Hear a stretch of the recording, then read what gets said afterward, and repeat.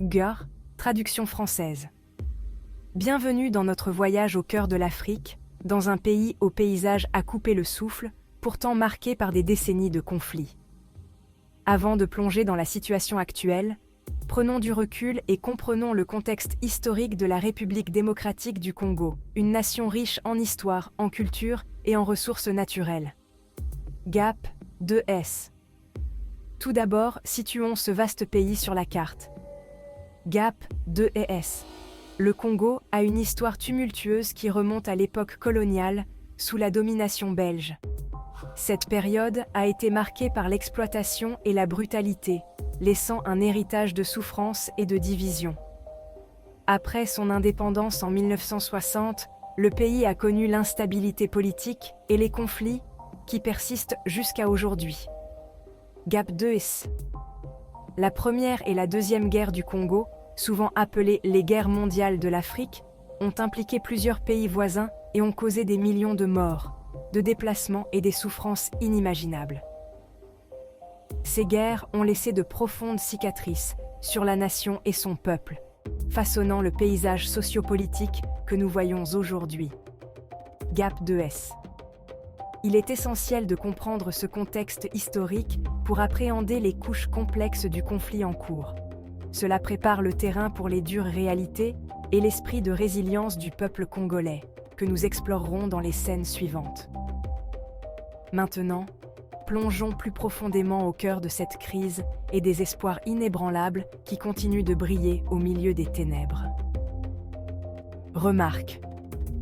Le ton est resté conversationnel et empathique.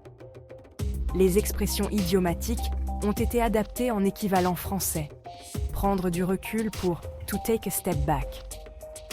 Le langage est accessible à un public général, en évitant un vocabulaire trop complexe.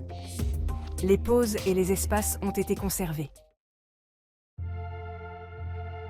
Bonjour à tous.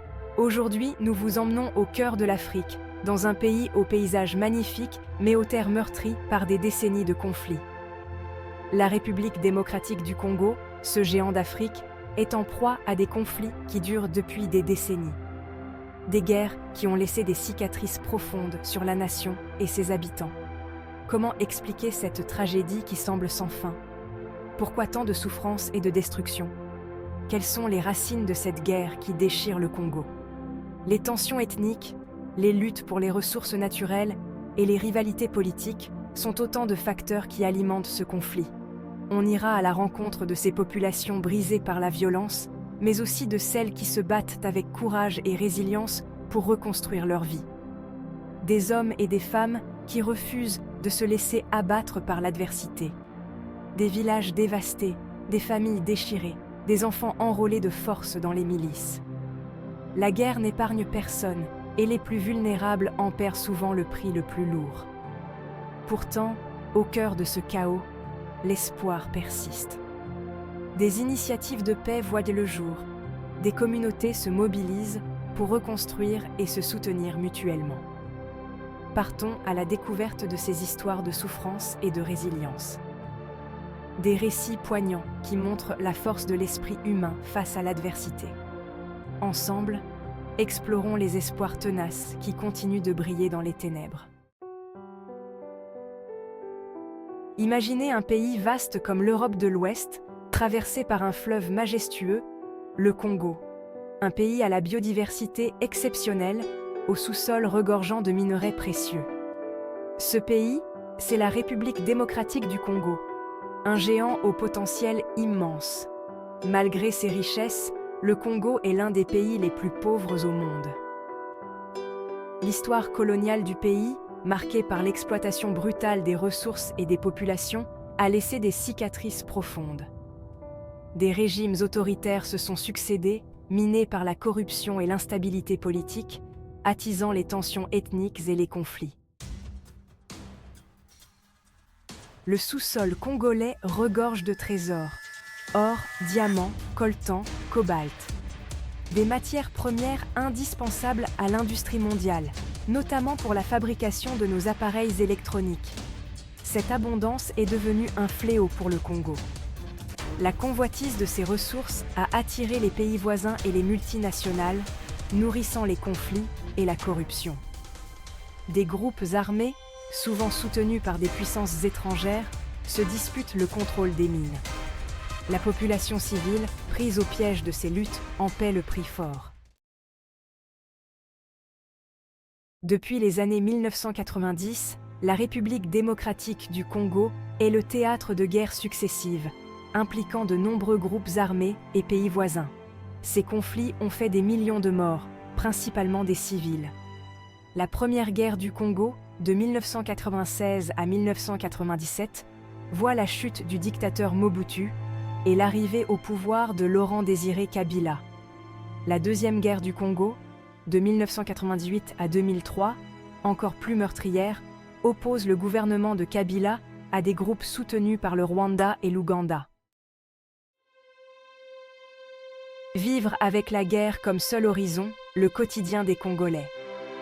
Imaginez vivre dans un pays où la peur est omniprésente, où chaque jour est un combat pour survivre. L'accès à l'eau potable, à la nourriture et aux soins médicaux est extrêmement difficile.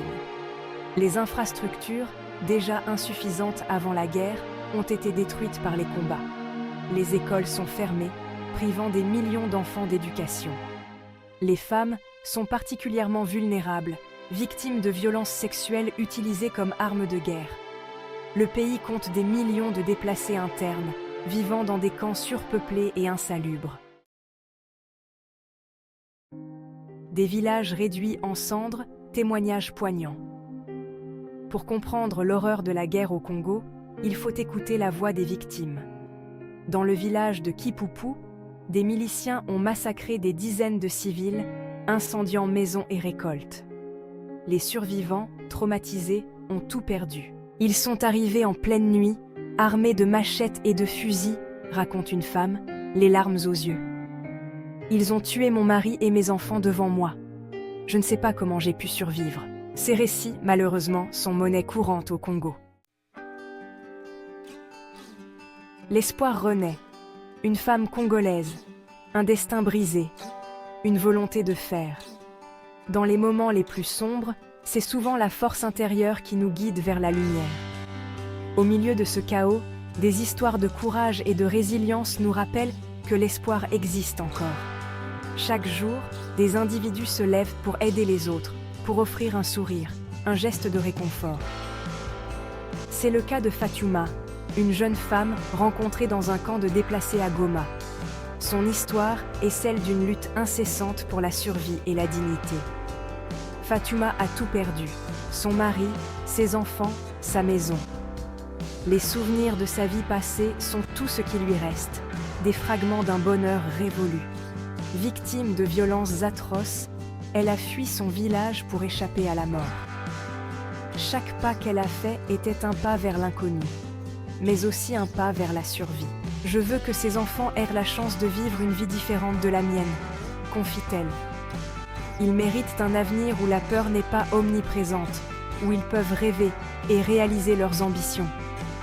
L'éducation est la seule arme qui nous permettra de briser le cycle de la violence.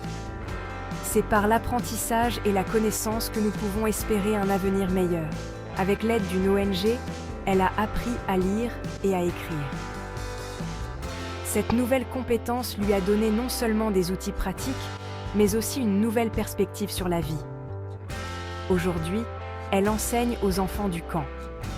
Elle leur transmet non seulement des connaissances, mais aussi l'espoir et la résilience, leur montrant que même dans les pires situations, il y a toujours une lueur d'espoir. Les enfants sacrifiés. Une génération volée par la guerre. Les enfants sont les premières victimes de la guerre au Congo. Enrôlés de force dans les milices, ils sont contraints de commettre l'irréparable. Les chefs de guerre utilisent tous les moyens pour briser l'esprit de ces enfants. Ceux qui réussissent à s'échapper des griffes des milices gardent de profondes blessures psychologiques. Des ONG, comme l'UNICEF et Save the Children, s'efforcent de venir en aide à ces enfants soldats. Des mains tendues dans la tourmente. L'action des ONG.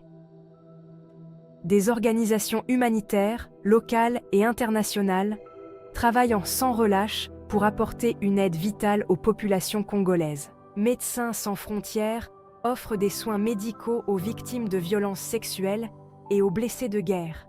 Le Programme alimentaire mondial distribue de la nourriture aux populations déplacées.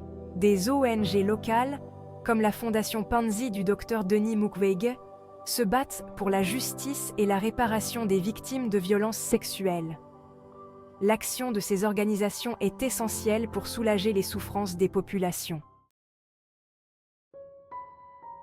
Un monde indifférent? Le rôle controversé de la communauté internationale. La communauté internationale, et notamment les Nations Unies, est présente en RDC depuis de nombreuses années.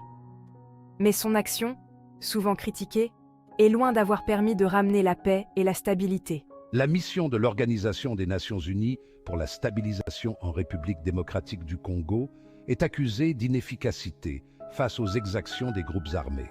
Une réforme en profondeur de l'engagement international en RDC s'impose en plaçant la protection des civils et la lutte contre l'impunité au cœur de son action.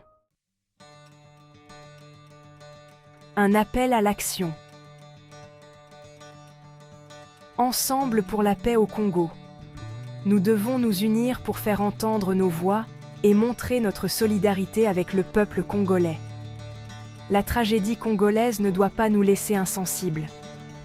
Les images de souffrance et les conséquences dévastatrices de la guerre en République démocratique du Congo sont un appel à notre conscience collective. Il est de notre devoir de nous mobiliser pour exiger la paix et la justice pour le peuple congolais. Chaque voix compte, chaque action compte. Ensemble, nous pouvons faire une différence. Soutenons les organisations humanitaires qui œuvrent sur le terrain et interpellons nos dirigeants sur la nécessité d'une action internationale forte. Ces organisations jouent un rôle crucial en apportant de l'aide et en soutenant les communautés affectées. N'oublions pas que la paix au Congo est essentielle à la stabilité de toute la région des Grands Lacs africains. Les conflits régionaux en Afrique centrale ont des répercussions qui dépassent les frontières du Congo. Ensemble, faisons entendre notre voix pour que le Congo puisse enfin tourner la page de la guerre. Merci de votre attention. Votre soutien est crucial pour faire avancer cette cause. N'hésitez pas à partager cette vidéo et à laisser vos commentaires. Chaque partage et chaque commentaire contribuent à sensibiliser davantage de personnes à la situation en République démocratique du Congo.